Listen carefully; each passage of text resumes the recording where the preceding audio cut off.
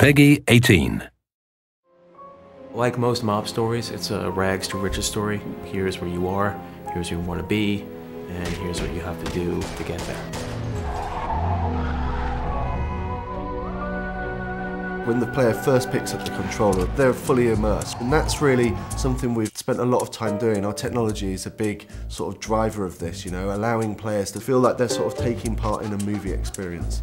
We've built all the technology from the ground up to be exactly as we need it. Being it the AI system or streaming system, things which enable us to make the city alive exactly as we envision it. The fact that we built our own illusion engine enabled us to execute exactly what we wanted to happen in the game. Všechno musí fungovat dohromady, to znamená... Using the illusion engine, we were able to create a real living city. This is not a sci-fi game, so players know how everyday objects should react. It was much more demanding to get these things right so that players believe and trust in the game world. The non-playable characters go a long way to making Empire Bay feel believable. We have a very elaborate system that allows them to behave normally in the city. For example, waiting at traffic signals before crossing the road. It shows that our game is not only good fun, but also that there is attention to detail. Every bullet you shoot, it has some impact. It can destroy a piece of the environment, it can injure the characters. The physics engine has a big part to play in this. Whenever a player destroys an object, it can cause a chain reaction of destruction. For example, shooting the gas tank of a car can cause it to explode, killing the enemies around it.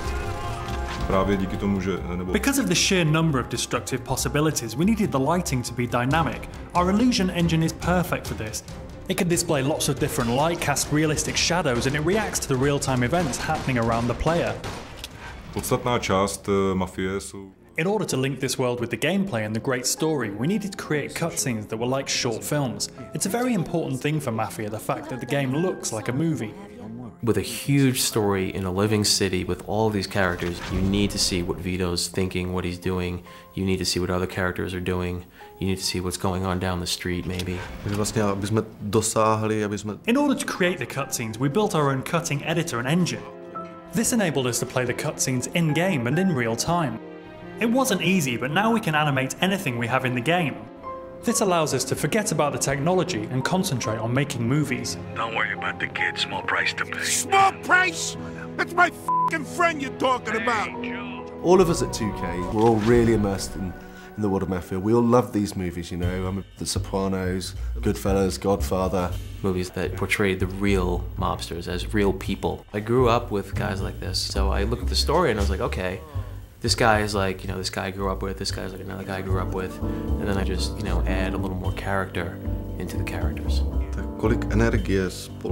We spent a big part of our lives on this game, but I very much believe it made a difference, and people will feel the love that we put in. While there was a big focus on story and the cutscenes and the dialogue and the characters, we never forgot that this, first and foremost, is a game gamers want to play.